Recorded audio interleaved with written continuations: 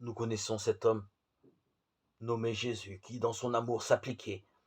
et s'ingéniait de mille façons pour arracher les frères dans la familiarité desquels il vivait,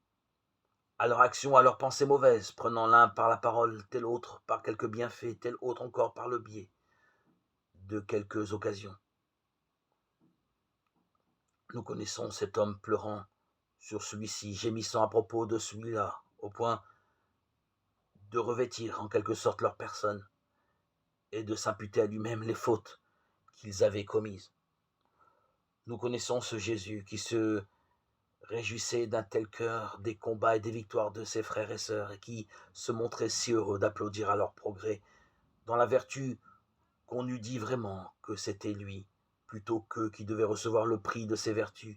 et de ses labeurs. Enfin, nous connaissons cet homme, notre Seigneur Jésus, qui désirait d'une telle ardeur le salut de ses frères, de ses sœurs, que souvent il demandait à Dieu, avec des larmes brûlantes de tout son cœur,